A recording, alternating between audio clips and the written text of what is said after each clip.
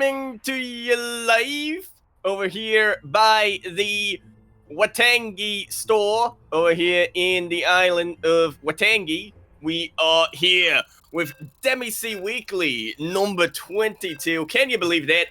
22. That's when you're able to start. What can you do at the age of 22? Gambling, that's the thing. We are here with the 22nd edition of Demi SEA Weekly. I am, of course, your host, Queen Alix, and with me today is Lohikarmeden Aita Yokaswoha Vaunwa. Steel _mold. How we doing around Steel? What's up, Yaku? We're here. We're back. I'm of course your host, Light VIP, casting my third tournament this day in a row. Thing. I don't know. That was my Light impersonation. Some empanadas. Where's my repas? You were streaming earlier on. I had a goal that I forgot to look up in Google Translate. I have no idea what language that was where you did the intro in. That was Finnish! But with a New Zealand accent. That is the second time you did a Finnish accent, and I didn't even recognize that was the New Zealand accent, the but language. Finnish language. God damn it, Yaku. Anyway, welcome everyone to the Demi SEA Weekly number 22. Yes, that's the number. Yaku said it already. And we are on Beckett Industries. We're in the northeast corner of the map, all the way from the land of Malaysia.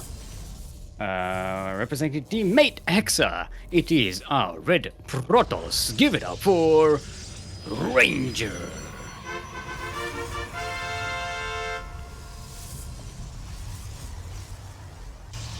And coming down in the bottom left-hand corner of the map, spotting all the way in the bottom left-hand corner, we have the blue Protoss player coming down from the land of Australia, coming around by the Sydney Harbour area. He is representing Cranky Ducklings, the official spokesman, potentially. Well, unofficial spokesman. I'm the spokesman. Unofficial mascot? Question mark? He is StarDuck.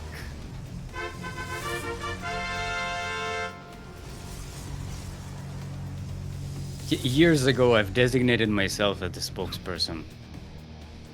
Because I was the only one casting. I was the only one speaking. Therefore, I was the spokesperson. You were the PR guy.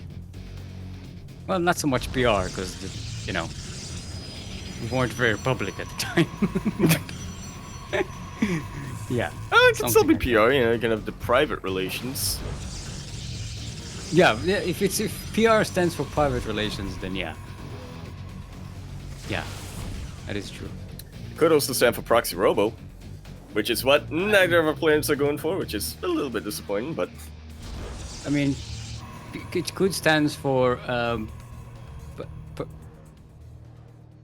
Planetary Robo? Planetary Rush? I'm trying to think if there's a word for P for main base or home or Prairie? Question mark? We're definitely getting a better out of this trade. Focus firing on a single stalker, but never underestimate defender's advantage. It's a PvP stalker. You don't need to hype it up. There's nothing really happening. No, but it always gets the blood pumping. Yeah. No. You gotta. It's like a pre-show. It's the opening for the rest of the show. I'm not excited. It's the opening act, is what it is. I'm not excited by the early game engagements in PvP anymore. Yeah, there are a lot of them. StarDuck and Ranger are both going for. Although apparently we have the wrong flags and the wrong mod for the thing. It's fine. Flags are pretty much. What even is a flag? If I ask you that. It's a piece of paper. No, cloth. Sometimes paper. You can do it with it. Yeah, you can do it on paper with like some coloring pencils and what have you. Right. So this conflict is actually escalating. And StarDuck is getting stuck here on the map and has to recall. Ranger will now be the aggressor. StarDuck did get a warp prism of his own, but he did get sniped. So he's going to have to play defensively, which is going to be nice because his immortal is about to come out, and that should be the end of this attack unless Ranger really goes and probably not. Yeah, important to note. Does get the sentry, no blink available. It is still very much the early game. The Stalker's well locked out. That immortal locked in. StarDuck does kill a warp prism, which is a big shame. He cancels the Nexus. And now we're back on somewhat equal footing. Oh no.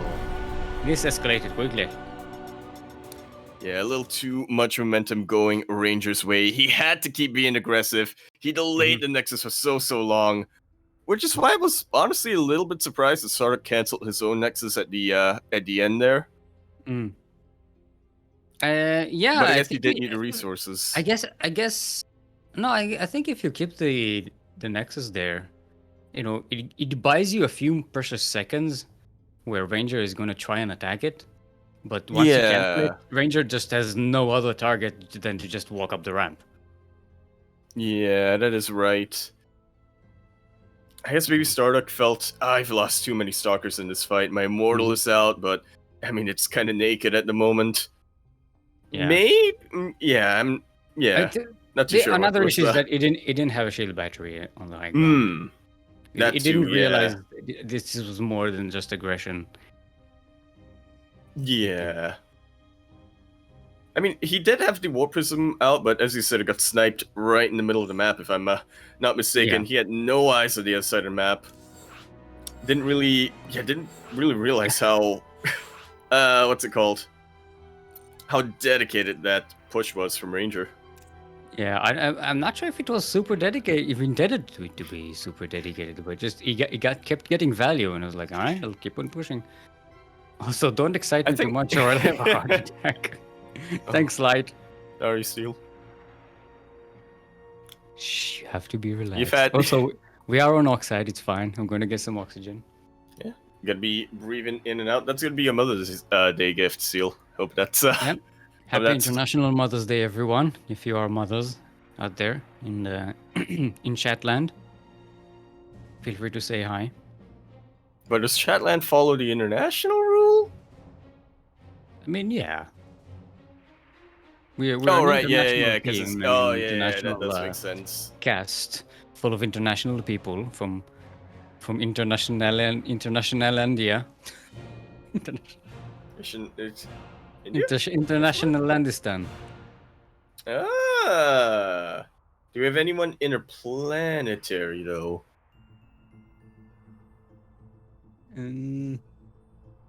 A planet? What? Interplanetary, correct? Okay. Because we have the PR. I thought you said, do we have anyone in a planetary? And I was like, what? What?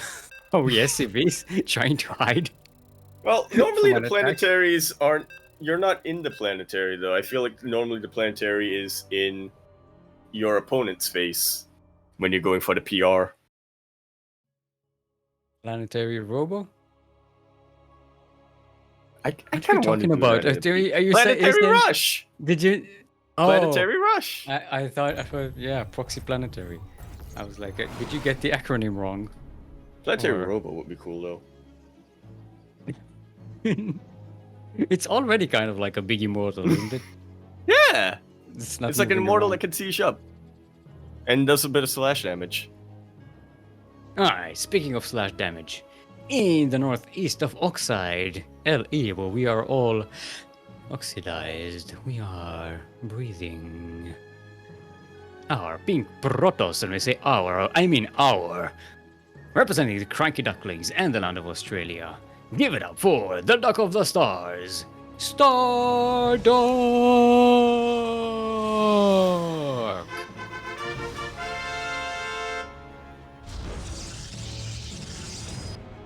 And spawning over here in the bottom left-hand corner map, all the way in the bottom left-hand corner of the map, we have the blue Protoss Ranger. He is Protoss player. He is going to be representing clan Mate Hexa. He is a wise man, for he knows that the Protoss who expands first is the Protoss that loses. He is Ranger.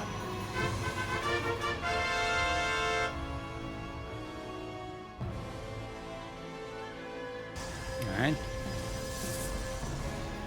Back to the Ranger gets the block on the Cyber Core. Nice. That's gonna so delay. annoying. Yeah, that's gonna make the SimCity a little bit less standard as the game continues on. Mm-hmm. We'll see if that actually comes to play, though. Well, the timing isn't all that different, so Yeah, he's still gonna be able to get his units out that he needs. Unfortunately, we'll be forced to make a Zealot to start things off, just to clear the pylon, but you can always send that across the map once it's done its job. He's sending it across the map immediately. Seal. Across the map. Like, I'm gonna send a Zealot to block you. Oh. Alright. Oh, well. So Rangers Who should know. needs a Nexus anyway? You're not coming to kill this pylon. Seems like you want to be on one base. Yeah, StarDuck has adapted to that. Ranger got a Cyber Core on the Nexus. On StarDuck's natural Nexus. Like Ranger is just forcing StarDuck into one base all in. And we'll see if that comes back to bite Ranger or not. He's starting to get some shield batteries up and running. No, that's another pylon. That's another pylon. All right, there's that shield battery. Meanwhile, StarDuck should be seeing a couple of shield batteries come down. He did place his own Stargate back at home, which is kind of surprising. Oh, StarDuck is setting up a proxy here. He's getting the shield batteries. It's going to be Adepts and Void Rays. It's going to be Void Rays coming out. Yeah! It's a little surprising that StarDuck decided to place the Stargate back at home instead of proxying from here. But Void Rays, they zoom by pretty fast, don't they, Seal? Mm-hmm. And he really just needs to use this place as a pit stop more than anything. Alright, and he's getting some gateways here as well. So definitely gonna be aggressive. Ranger does see the shield batteries, doesn't see the gateways yet. Doesn't really see much of anything. Now he does. Okay, now it does. Oh, you're serious about this, aren't you? That means StarDuck will be able to, once Warp Gate finishes, you'll be able to warp in on the other side of the map. And the Oracle comes in, gets quite a few kills. We'll get a few more. Yeah, a whole bunch. 0 anti-air over on this side of the map. Started moving a little bit too far forward with that Void Ray. Takes a little bit of hull damage. The shield batteries of Ranger are still staying strong. Oh! He blinked. Just barely out of range, yeah. He blunked. Blunked away. Meanwhile, StarDuck lost 15 probes over here. He cannot get another unit out. No other Void Rays are going to be available to him for a long, long time. 0 gas binding at the moment. That Oracle killed 15 probes. Hey, that's almost as many Demi SEA Weeklies. Yeah, but it's not going to do enough damage. And Ranger is on 2 bases. Actually, no, he didn't make a second Nexus yet. Oh, he actually blocked his own Nexus, I think, with that pylon. Yeah, a little bit. Yeah, definitely a little bit paranoid over there about not having enough. StarDuck shield batteries are running out, and that's it. GG is called, and Ranger, with the aggression in Game 1, with the defense in Game 2, will take the series. I mean, Ranger forced StarDuck to go all in there.